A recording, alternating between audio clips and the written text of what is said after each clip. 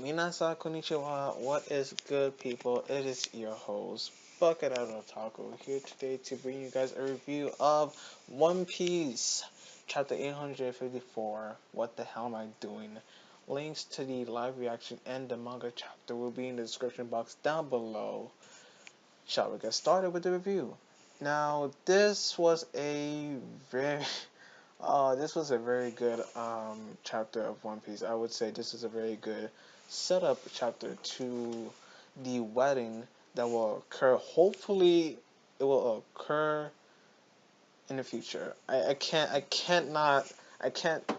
see or building the hype, the details, the characters, the plot, and not have the wedding go down. It must go down. Either in the next chapter or in the upcoming chapters, it must go down. And I want to start with the most. I feel like is the most heaviest part.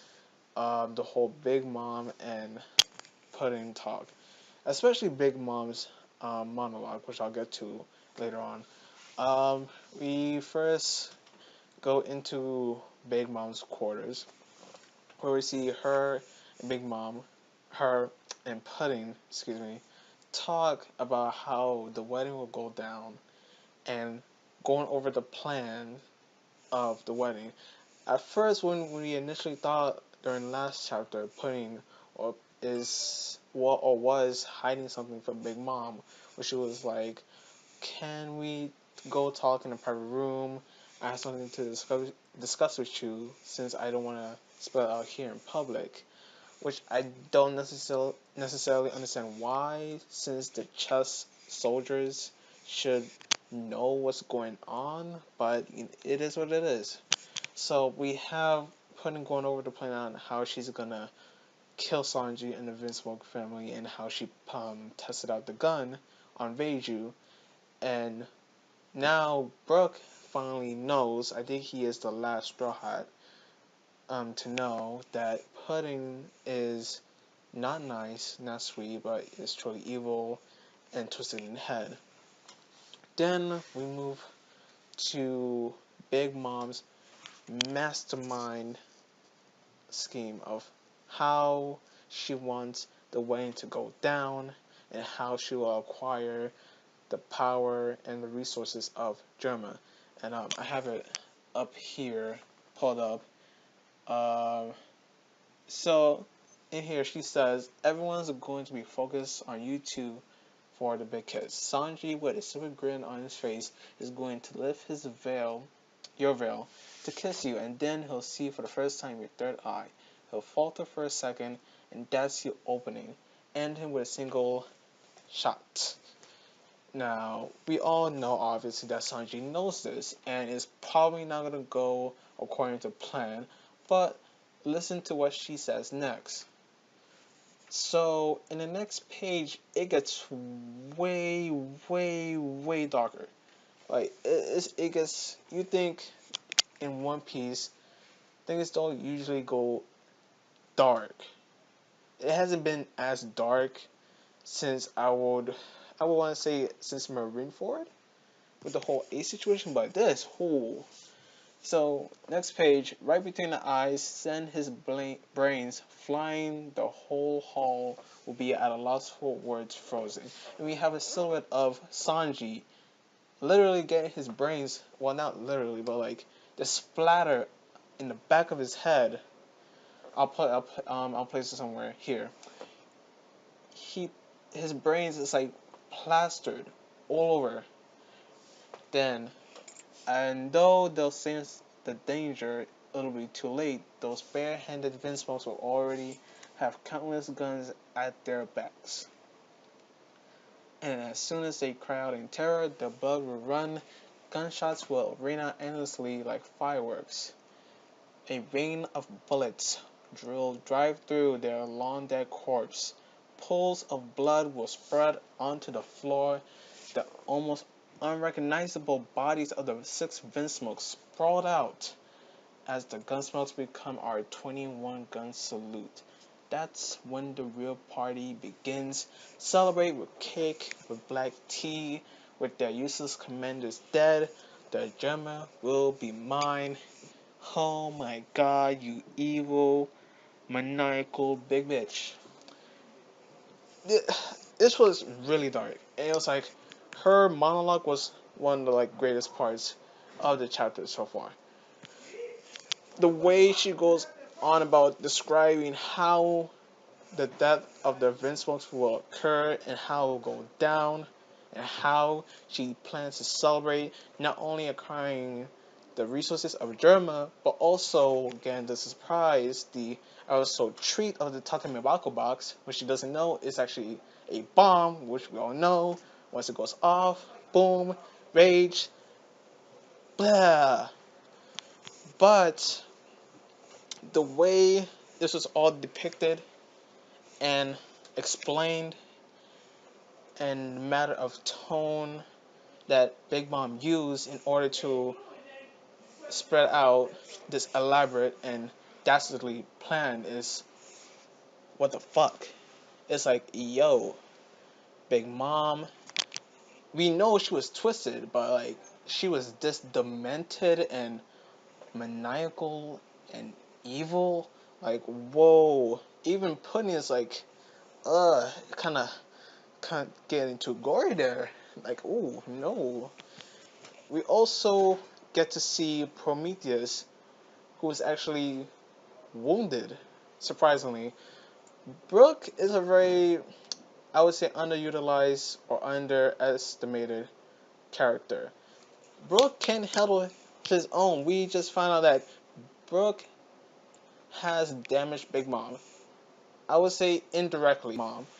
He was able, even though he wasn't able to damage her physically, he was able to damage at least a part of her soul, which was in Prometheus, and that's saying something.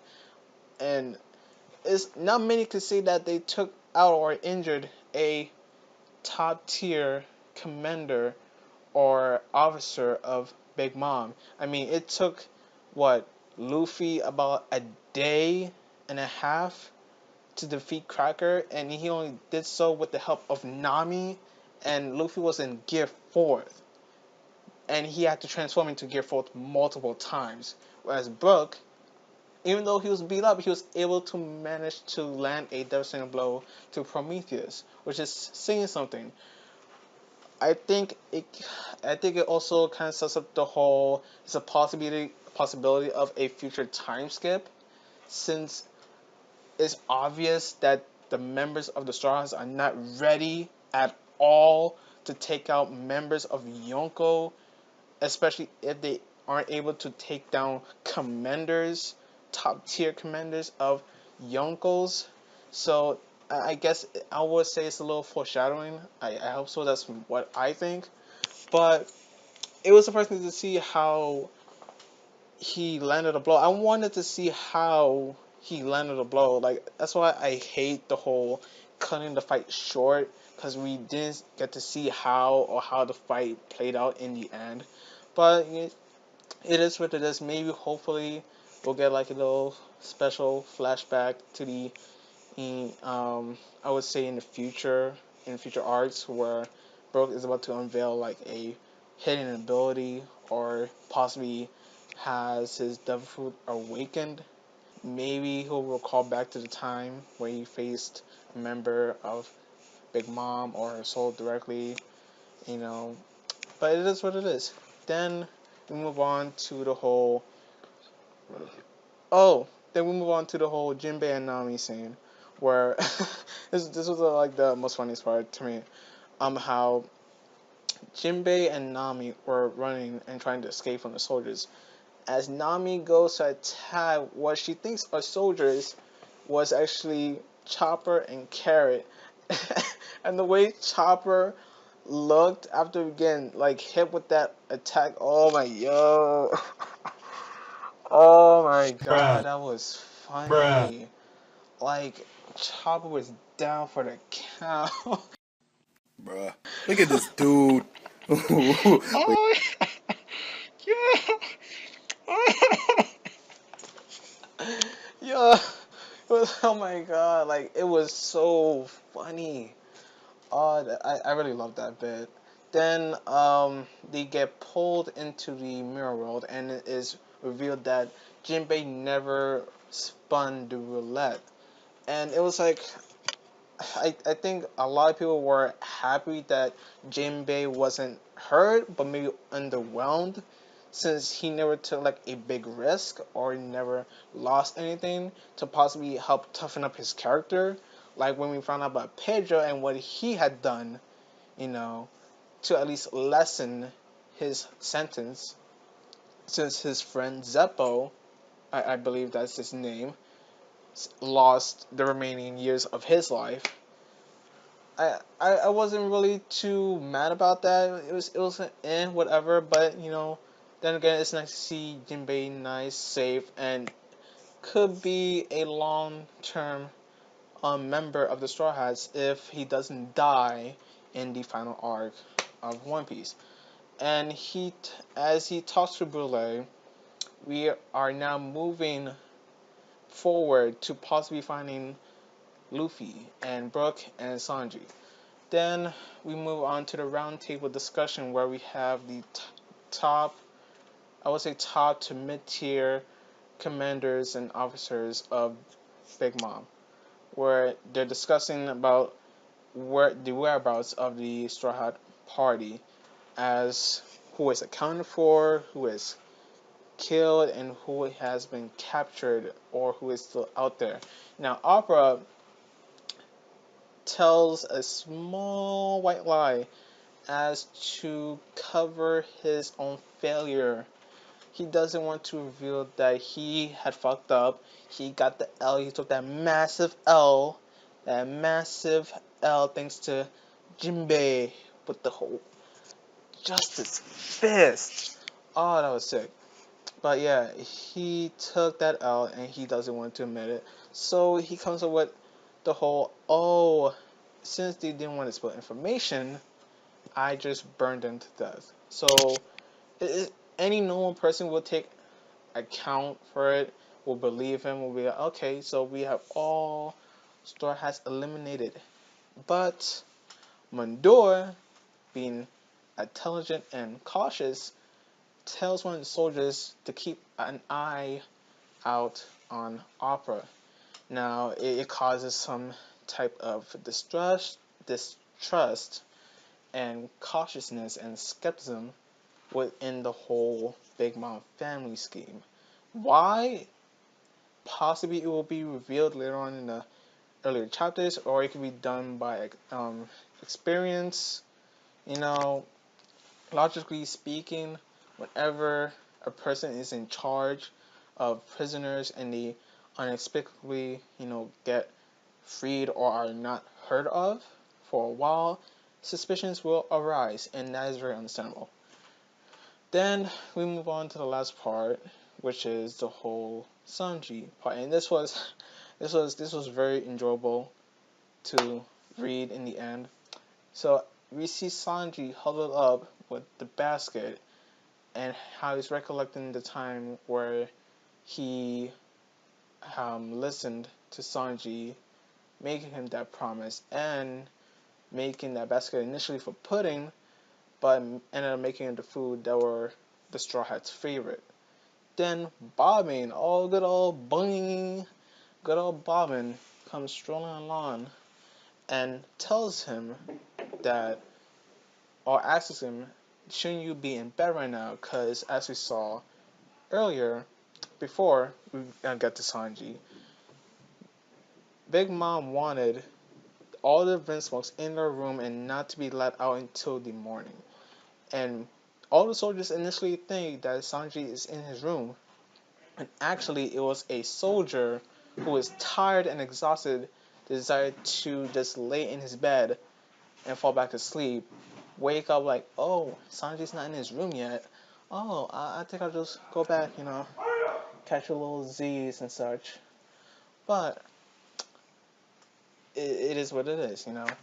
Then Bobbin goes to grab one of the meat, which is intended for Luffy. Sanji flips out, he blacks out, and delivers a devastating kick. Oh my god, that was sick. He delivers a devastating kick to Bobbing, and he goes out, but he's not completely KO'd. I When I reread the chapter, I thought initially he might have been KO'd, but I saw the pupil, so he was initially taken aback. He was just struck down, and that damaged his glasses and such. And he decided, oh my god, what am I doing? And he decides to run away, possibly to head where Luffy is heading, because we also get a small panel of Luffy walking in the streets.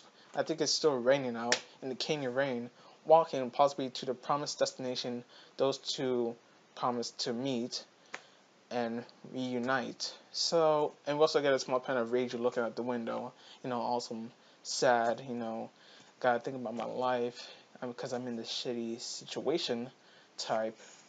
But yeah, we end the chapter off on that note where Sanji is running away, and I think Bobbin will be up to his feet in the next chapter trying to chase after Sanji, for retaliation. But you know, I'm sure Sanji will more than gladly kick his ass because that's what he needs right now. He needs something to do in the upcoming chapters. He needs to kick some ass.